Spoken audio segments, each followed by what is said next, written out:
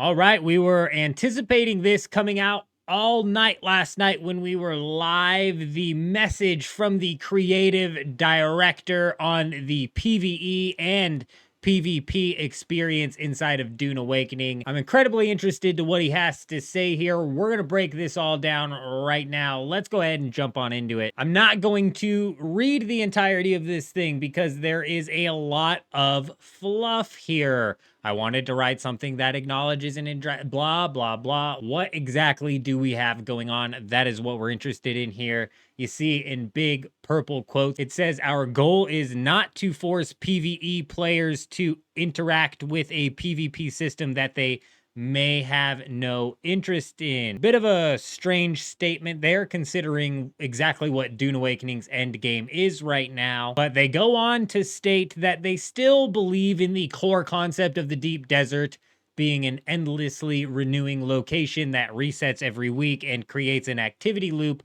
for great rewards. Of course, with the tension of heading out there being the head on swivel, eyes peeled for PvP or enemies as you enter the most dangerous part of the planet. Read a lot of fluff there, my bad. Then they finally tell us what exactly is coming next. They say some areas of the deep desert are going to now be flagged as partial warfare, meaning PvE, while the deepest parts of the deep desert will remain as they currently are, high risk, high reward. I would argue that the risk is incredibly low and the reward obviously is some tier 6 unique schematics. However, those are being camped by people logging in and out every hour and a half or whenever the rewards pop in anyways. So it's a bit of a weird state right now, the end game of Dune Awakening, and the whole PvE players being forced into PvP is only one aspect of it, really only the tip of the iceberg, if you will. Honestly, with some areas of the deep desert now being flagged as PvE, I'm just curious if that's going to be enough for the PvE players, because what I anticipate happening is they're going to get out here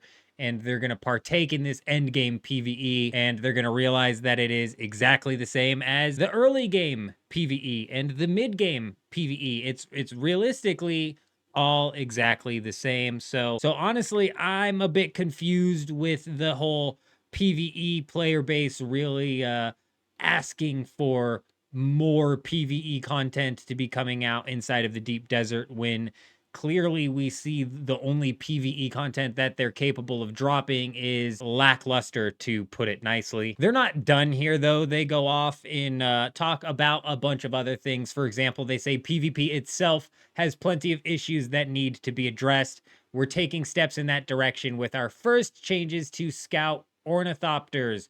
For example, scout ornithopters with rocket launchers attached will have their speed and maneuverability reduced.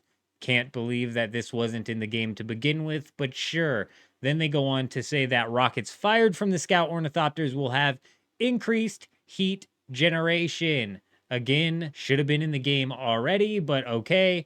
Thrusters will now provide a maximum speed bonus regardless of the wings, ensuring that thruster-equipped scouts will be the fastest vehicles in the game. This is a relief, and actually, if you pair this with the fact that the scout ornithopters with rocket launchers are going to have their speed reduced, this should make it a little bit easier to escape those situations. But they finally say that a new tier 5 infantry rocket launcher is going to be added to help improve the dynamics of vehicle and ground combat. So we're now going to actually get a tier 5 rocket launcher, which is going to help us do some base rating. Keep an eye out on the channel. I have a video talking about a bit of a public safety announcement for the deep desert and base rating coming up shortly. I'm just now realizing that the camera might have been in the way of a lot of the words on the screen, but we're going to go ahead and continue to roll on with it, because they continue on and say that the deep desert becomes a place where people battle it out over specific objectives, unburied testing stations and shipwrecks, resource focus islands, and of course, spice blows. This is a bit of a confusing title, because what they then go on to talk about is how the deep desert combat is meant to be a bit more dynamic with combined arms, the whole ground combat versus air combat balance that they're trying to make, where they say, obviously, the ornithopters will always be incredibly important for crossing the desert, but they shouldn't be the dominant force in actual battles, which they currently are. And also, I'd like to point out that they didn't even mention the fact that rockets have completely reduced ground combat to why would I get out of my ornithopter to partake in ground combat when I can blow them up with my rocket? But regardless, they go on to say that they're going to make some more changes to the deep desert to accommodate ground battles and reinforce the use of player builds. Unfortunately, they don't go into any sort of details as what they could possibly mean by that. They then go on to talk about the Landsrad a little bit, where they say the activities that the Landsrad asks you to do will become more varied as we flesh out the world with more content and activities.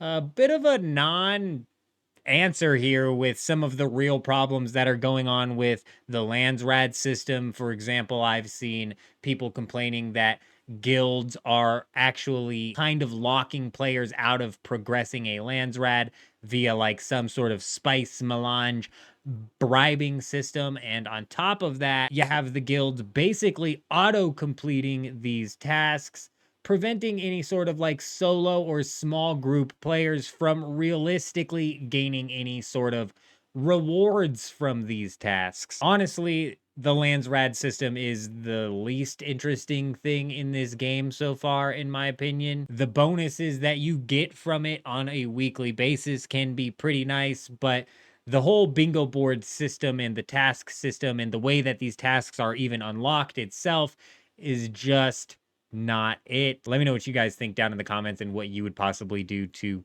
fix the Landsrad, or if you like the Landsrad. But then they kind of finally wrap it up here and say, we'll keep adding endgame activities and more PvE content to the game going forward, both free and paid content in the form of DLCs and expansions. I'm not gonna lie here, I wasn't expecting a whole lot to come out of this.